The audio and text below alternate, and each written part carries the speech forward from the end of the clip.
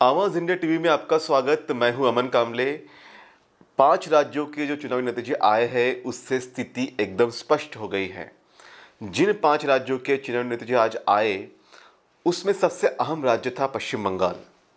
पश्चिम बंगाल को जीतने के लिए प्रधान सेवक मोदी समेत अमित शाह, बीजेपी अध्यक्ष जेपी नड्डा और तमाम उनके जो बीजेपी के वरिष्ठ नेता थे, आरएसएस थी, उनका मंत्रिमंडल था, सभी लोगों ने काफ़ी जोर लगाया था। पूरी बीजेपी की रणनीति, पूरा बीजेपी का एक जो कुछ कैडर था वो पश्चिम बंगाल में स्टेबल हो गया था। पूरी तरह से उन्होंने जोर लगाया था। इसके बावजूद पश्चिम बंगाल के प्रबुद्ध लोगों ने बीजेपी को वहाँ तरहीज नहीं दी। पश्चिम बंगाल में लगभग 24% दलित है, 6% ट्राइबल्स है, लगभग 30% मुस्लिम आबादी है और ओबीसी को अगर जोड़ दिया जाए तो 90% बहुजन समाज के लोग पश्चिम बंगाल में हैं। इन बहुजन समाज के लोगों ने बीजेपी की राजनीति को समझा।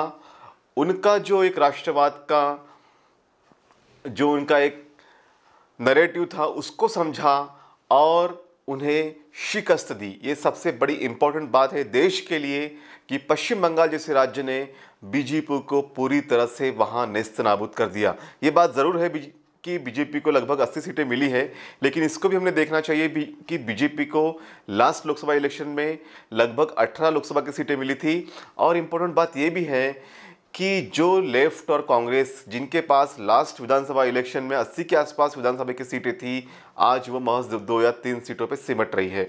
तो जो लेफ्ट और कांग्रेस का जनाधार था वो बीजेपी के पास चला गया, लेकिन जो ओरिजिनल जनाधार था, जो मैंने पहले भी कहा कि एससी एसटी ओबीसी माइनॉरिटी का, वो ब्रेक करने में बीजेपी कामयाब नहीं हुई। प्रधान सेवक मोदी और अमित शाह ने काफ़ी कोशिशें की, आरएसएस ने काफ़ी कोशिशें की, लेकिन जिस तरह से पश्चिम बंगाल में ममता बनर्जी ने इन सब के खिलाफ जाकर चुनाव लड़ा वो काबिले तारीफ है। पश्चिम बंगाल के बारे में एक बात आपको बताना ज़रूरी है। पश्चिम बंगाल में 1950 से लगातार 17 सालों तक कांग्रेस के पास सत्ता थी। उसके बाद 1977 से लगभग 7 टर्म तक लेफ्ट ने वहाँ सत्ता संभाली। लेकिन जैसे ही 34 साल का लेफ्ट का राज खत्म हुआ, विगत 10 सालों से ममता बनर्जी वहाँ पे चुनाव जीत रही थी और ये उनका तीसरा टर्म है जब वो तीसरी बार पश्चिम बंगाल की मुख्यमंत्री बनने जा रही है। तो पश्चिम बंगाल के लोगों ने एक तरह से बीजेपी की नफरत की राजनीति को, बीजेपी के धर्म की राजनीति को फिर से समाप्त करने की कोशिश की है। पश्चिम बंगाल में ममता बनर्जी ने एक बात ज़रूर कही थी कि अगर पश्चिम बंगाल में बीजेपी जीतती है तो बाहर के लोग आकर उन पर राज्य करेंगे। तो इसका भी काफ़ी असर हुआ। उसके बाद में जिस तरह से सारे के सारे लोग एक महिला के खिलाफ में भिड़ गए थे तो वो भी लोगों ने देखा, तो उसका भी एक असर हुआ है। पश्चिम बंगाल में एक तरफ बीजेपी के पास विशाल साधन संपन्न चुनाव मशीनरी थी, जबकि दूसरी तरफ ममता अकेली थी और स्ट्रीट फाइटर थी। उन्होंने रास्ते पे आकर चुनाव लड़ा और पूरे भाजपा के नेताओं का जमड़ा होने के बाद भी ममता की लोकप्रियता के सामने वो कहीं टिक नहीं पाए। अब इसके साथ साथ जो तमिलनाडु का इलेक्शन है वहाँ पर भी जो बीजेपी की सहयोगी थी एआईएडीएमके, उसको भी हार का सामना करना पड़ा है। वहाँ भी एआईएडीएमके के खिलाफ में डीएमके और कांग्रेस का जो गठबंधन था, वीसीके का जो गठबंधन था, वो चुनाव जीत रहा है। लगभग 150 सीटों पे उनकी बढ़त है। और ये भी एक इम्पॉर्टेंट जो आज की बात है कि पश्चिम बंगाल के अलावा तमिलनाडु में भी जो बीजेपी के सहयोगी थी उनके हाथ से वो राज्य चला गया है और अब वहाँ पे डीएमके, कांग्रेस और वीसीके सत्ता में आने वाली है। तो ये एक अच्छी बात है। तमिलनाडु में बीजेपी ने कोशिश ये की थी कि रजनीकांत के माध्यम से और एआईएडीएमके के माध्यम से फिर से उस स्टेट में अपना अस्तित्व बनाया जाए, लेकिन रजनीकांत ने मना कर दिया चुनाव लड़ने से। और एआईएडीएमके ने, लेकिन एक एआईएडीएमके की बात माननी पड़ेगी कि एआईएडीएमके इतने उनके पास में कोई करिश्माई नेता नहीं है, जयललिता नहीं है, इसके बावजूद भी 80 सीटें वो जीत रहे हैं। ये अपने आप में एक बहुत बड़ी बात है। और जो वर्तमान में सीएम हैं एडानीपल्ली, तो उनका भी एक बहुत बड़ा, जिसे हम कह सकते हैं कि सक्सेस माना जा सकता है कि इतने सारे दबाव के बावजूद भी 80 सीटें एआईएडीएमके के पास में आज है।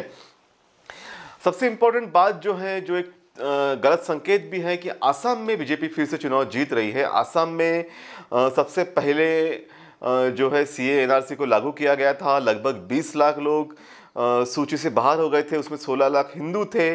इसके बावजूद भी असम में बीजेपी का जीत जाना एक अच्छा संकेत नहीं है। कांग्रेस ने यहाँ पे अच्छी फाइट दी थी, बदरुद्दीन अजमल के पार्टी के साथ में कॉन्टेस्ट भी किया था ये चुनाव। इसके बावजूद भी बीजेपी वहाँ वन वे चुनाव जीत रही है। पुडुचेरी एक छोटा स्टेट है, वहाँ पे बीजेपी का गठबंधन और कांग्रेस गठबंधन के बीच में कांटे की टक्कर है, दोनों के आसपास में टक्कर है। लेकिन कहा जाता है कि जो बीजेपी प्लस जो पार्टियां हैं एनडीए, वो वहाँ पे शायद सरकार बना लेगी।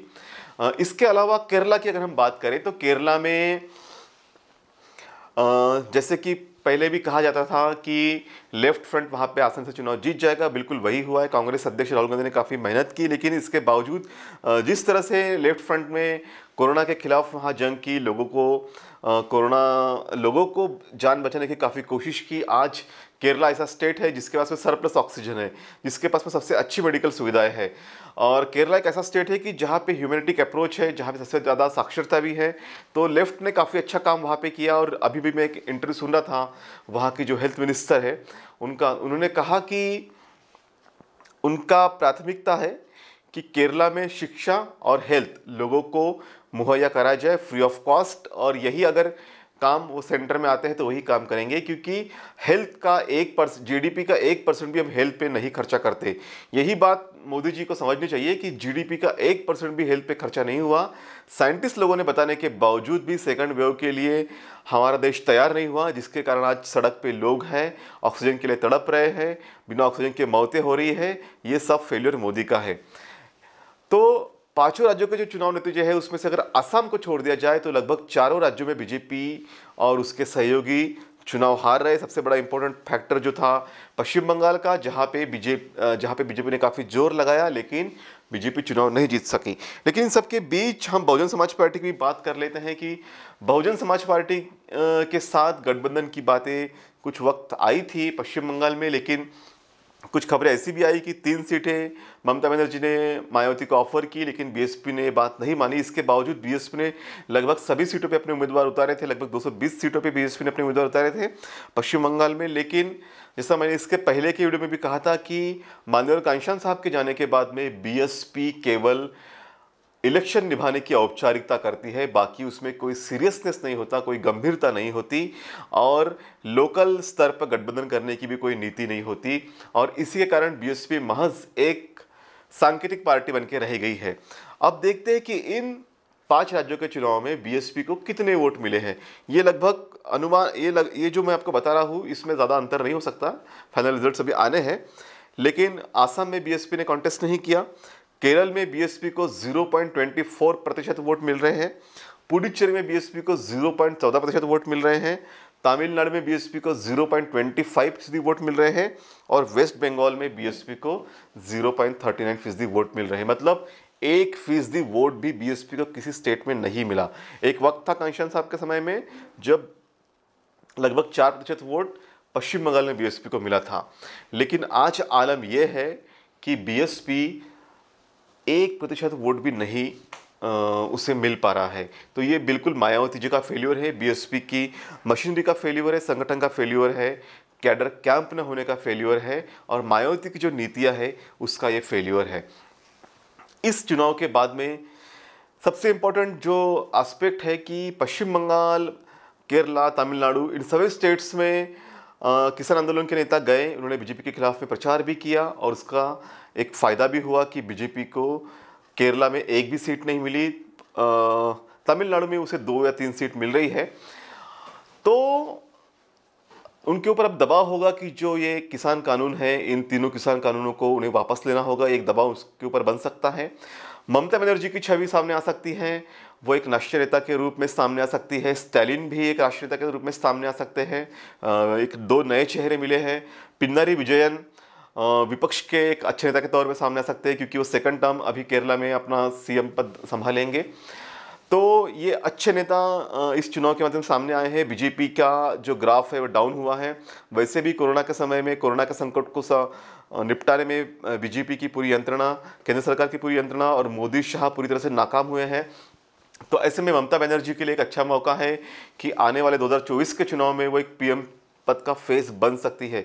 ये बात मायावती के लिए लागू होती थी, लेकिन मायावती ने अपने आप को रेस से बाहर कर दिया है। उनके पास तेजस्वी यादव गए, उनके पास में अखिलेश यादव पहुँचे, झारखंड के सीएम उनके पास पहुँचे, आंध्रा के पूर्व सीएम नायडू उनके पास पहुँचे, लेकिन मायावती ने किसी को तवज्जो नहीं दी। और आज आलम यह है कि मायावती और बीजेपी का ग्राफ एकदम डाउन हो चुका है। और यूपी के इलेक्शंस में अगर आज भी बीएसपी और एसपी का गठबंधन नहीं हुआ तो यूपी के इलेक्शन में भी शायद हो सकता है कि कुछ भी हो सकता है। इन 5 राज्यों के चुनाव के बाद में पश्चिम बंगाल को ममता बनर्जी के रूप में फिर से अपना सीएम मिला है। तमिलनाडु में डीएमके की वापसी हुई है, स्टालिन सीएम बनेंगे। केरला में पिनारी विजयन सीएम बने रहेंगे। और असम में बीजेपी की फिर से वापसी हुई है। पुडुचेरी में क्या होता है देखना पड़ेगा। लेकिन इन सब के बीच में अब निगाहें जो 2022 का सबसे इंपॉर्टेंट इलेक्शन है यूपी का, उत्तराखंड का, उन पर टिकी हुई है। अब इन 5 राज्यों के चुनाव के बाद में बीजेपी का मोरल निश्चित तौर पर डाउन हो चुका है और विपक्ष का मोरल निश्चित तौर पर आगे बढ़ा है। ऐसे स्थिति में यूपी का चुनाव सबसे इंपॉर्टेंट और अहम होने वाला है। अब बीएसपी क्या करेगी ये देखने वाली बात है, क्योंकि अखिलेश यादव के साथ में गठबंधन ब्रेक करके मायावती ने अपने ही पैर पे कुल्हाड़ी मार दी है। इसके बाद जिस तरह का एक तेवर हो सकता है विपक्ष का, वो तेवर हमें 2022 के चुनाव में नजर आ सकता है। बहरहाल आज देश के जो इन 5 राज्यों में चुनाव हुए उन्होंने एक साफ तौर पर संकेत दिया है कि बीजेपी की धर्म की, राष्ट्रवाद की, नफरत की राजनीति को उन्होंने नकार दिया है। और ये सबसे इम्पोर्टेंट बात है। यही सिलसिला 2022 और 2024 तक चलता रहना चाहिए निरंतर।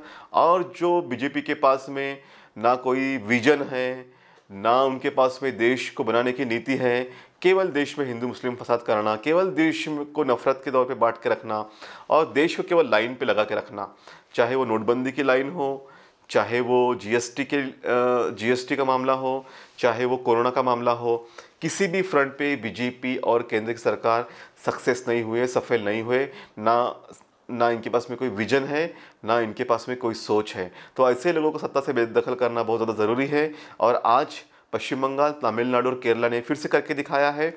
हम इन तीनों स्टेट के लोगों को धन्यवाद देते हैं कि आपने एक अच्छी राह, एक अच्छी दिशा देश को दी है और इसी दिशा में देश आगे बढ़ेगा। और बीजेपी और आरएसएस की जो ये नीति है देश को तोड़ने की, बीजेपी और आरएसएस की जो नीति है देश को असमानता के लेवल पे खड़ा करने की, इस नीति को हम ब्रेक करेंगे और देश को फिर से अच्छा, एक प्रगत और प्रभावशाली, सर्वसंपन्न भारत देश बनाएंगे। देश के संसाधनों को आगे बढ़ाएंगे, देश का हेल्थ और एजुकेशन के सेक्टर को बेहतरीन करेंगे। इसी उम्मीद के साथ आपसे विदा लेते हैं और उम्मीद करते हैं कि आने वाले 2022 और 2024 के चुनाव तक हम बीजेपी को इस देश से पूरी तरह से उनका जो एक सोच है, उनकी विचारधारा है, उसको मिटाने की कोशिश करेंगे। धन्यवाद।